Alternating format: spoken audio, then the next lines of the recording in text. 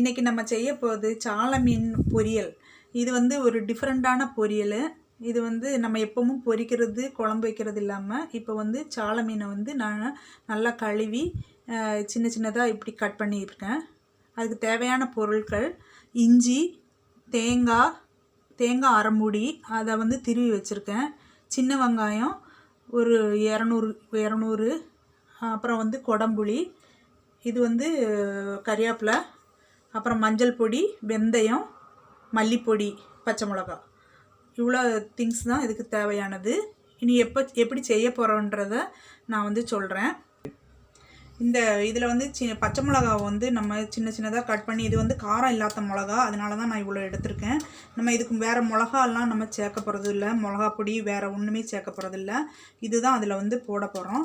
அதனால் இந்த பச்சை மிளகாவை வந்து நான் கட் பண்ணி மிக்சியில் போட்டு அரைக்க போகிறேன். அரைக்கிறேன்னா நம்ம வந்து பொரியலுக்கெல்லாம் நம்ம அரைப்போம்ல, அதே மாதிரி பச்சை மிளகா போட்டிருக்கேன். இஞ்சியை வந்து இதில் போட்டிருக்கேன்.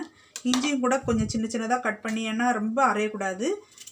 இது வந்து அப்படி நார்மலாக அரைகிறது மாதிரி இந்த பொரியலுக்கெல்லாம் நம்ம வைப்போம்ல, அதே மாதிரி கட் பண்ணி அதை அதில் போட்டுறணும்.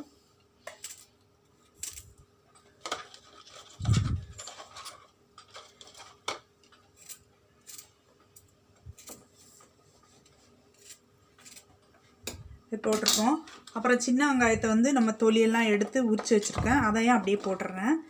அதுக்கப்புறம் கருவேப்பிலை வந்து அதையும் போட்டிருக்கேன். இதில் இவ்வளோத்தையும் போட்டு ஒரு தடவை நம்ம வந்து அதை வந்து நல்லா மிக்சியில் ஒரு லைட்டாக ஒரு ரவுண்ட் போட்டுட்டு, இப்போ வந்து தேங்காய் அது வந்து ஒரு சுற்றிட்டேன். அதுக்கப்புறம் இந்த தேங்காய் திருவி வச்சுருக்க தேங்காயையும் இதோட சேர்ந்து லைட்டாக ஒரே ஒரு சுற்று மட்டும் அது பண்ணிடணும். இப்போ வந்து தேங்காவை நல்லா இந்த மாதிரி தான், இதே மாதிரி இந்த லெவலில் தான் நம்ம அரைக்கணும். ரொம்ப அரைக்கக்கூடாது. இப்படி லேசாக அப்படி தட்டுனது மாதிரி அப்படி இருக்கணும். இதை அரைச்சி எடுத்து வச்சாச்சு. இனி எப்படி பண்ண போகிறோம் அப்படின்றத நான் சொல்கிறேன். செய்கிறதுக்காக மண்சட்டி தான் நம்ம யூஸ் பண்ண போகிறோம். மண்சட்டியில் வந்து தேங்காய் எண்ணெய் வந்து யூஸ் பண்ணுறேன்.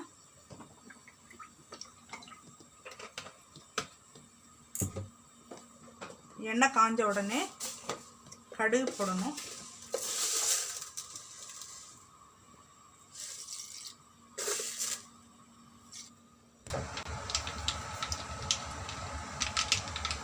கடுகு நல்லா வெடிச்சிருச்சு. இப்போ நம்ம வெந்தயம் போடுறோம்.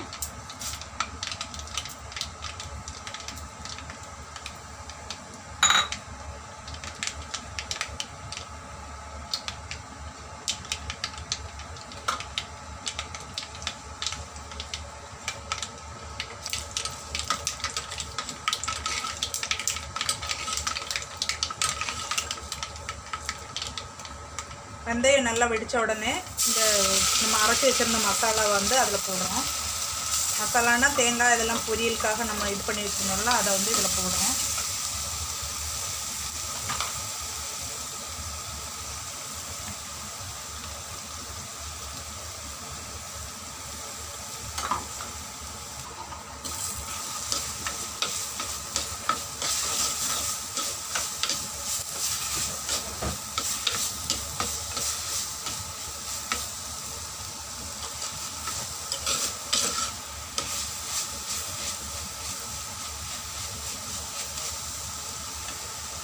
கொஞ்சம் வளர்ந்த உடனே மஞ்சத்தூள் வந்து போட்டுட்டோம்.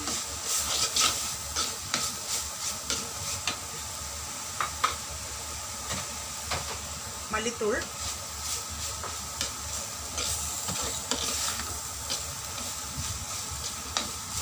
லைட்டாக அப்படி கொஞ்சம் ஃப்ரை பண்ணிடணும். ஈஸி தான் இது பொரியல் பண்ணுறது, ரொம்ப டேஸ்ட்டாக இருக்கும். நீங்கள் சாப்பிட்டீங்கன்னா அதுக்கப்புறம் பொரித்து சாப்பிட்றத விட இது ரொம்ப நல்லா இருக்கும். அப்புறம் நம்ம வந்து இந்த கொடம்புளி வச்சுருந்தோம்ல, அதை போடுறோம். ஊற போட்டு வச்சுருந்தது அதோட கொஞ்சம் அதோட மசாலாவும் போட்டு தண்ணி ஊற்றி வச்சு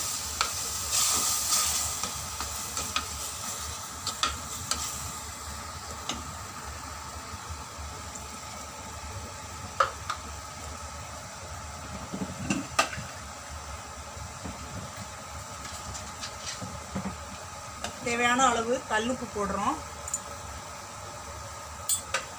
நான் எப்பவுமே வந்து கல்லுப்பு தான் யூஸ் பண்ணுறது. அது நம்ம உடம்புக்கும் நல்லது.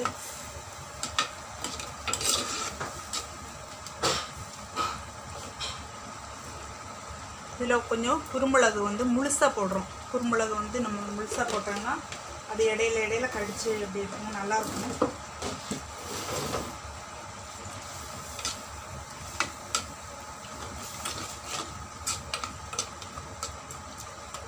உப்பெல்லாம் கரெக்டாக இருக்குன்னு கொஞ்சம் செக் பண்ணிக்கோங்க.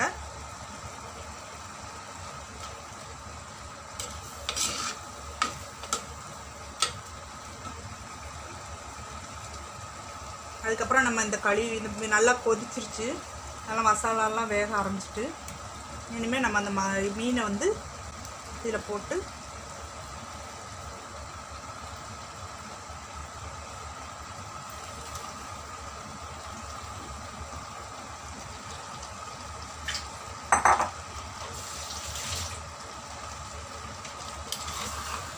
நல்லா ஒரு தடவை கிண்டி நல்லா விட்டுறணும், ரொம்ப கிண்டக்கூடாது. இப்போ இதில் மீன்லேயுமே கொஞ்சம் தண்ணி இருக்கும். இப்போ நம்ம போட்டிருக்க அந்த மசாலா எல்லாமே போட்டு கொஞ்சம் நேரம் ஒரு 5 மினிட்ஸ் அப்படியே லைட்டாக வேக வைக்கணும்.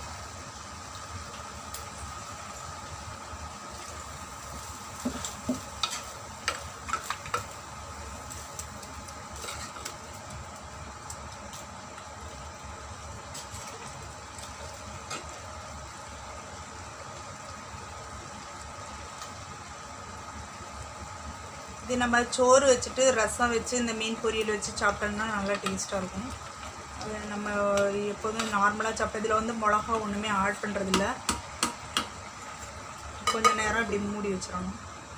இப்போ எல்லா இடத்துலையுமே நல்லா வேகும். கொஞ்சம் ரொம்ப இது பண்ணாமல் கொஞ்சம் லோ ஃப்ளேம்லேயே வச்சு அந்த தண்ணி எல்லாமே வத்துற அளவுக்கு வைக்கணும்.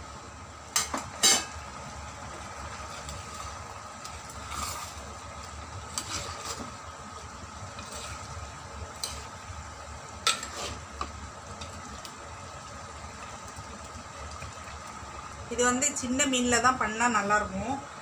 நம்ம வந்து அந்த நெத்திலி மீன் இருக்குல்ல, அதில் பண்ணால் தான் இது அதில் தான் பண்ணுவாங்க எங்கள் வீட்டில். நம்ம அதுலேயும் பண்ணலாம். சின்ன மீனில் தான் பண்ணோன்னா அதில் வந்து மசாலாலாம் நல்லா இதாகி கரெக்டாக வரும்.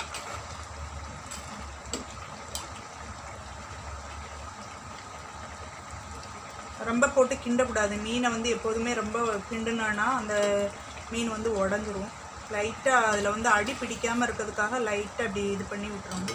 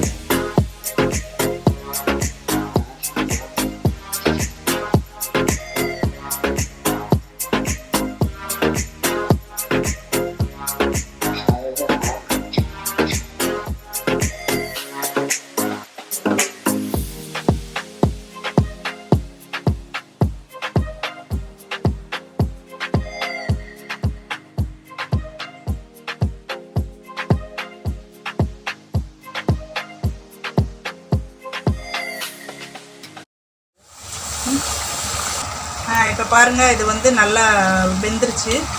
நல்லா தண்ணியெல்லாம் வற்றிட்டு நல்லா பொரியல் மாதிரியே வந்துடுச்சு. இனி இப்போ வந்து சட்டியிலே இருந்துச்சுன்னா கூட அது நல்லா ட்ரை ஆயிரும். பொரியல் நம்ம வந்து இந்த கேபேஜ் பொரியல்லாம் வைப்போம்ல, அதே மாதிரி நல்லா பொரியல் மாதிரி வந்துடும்.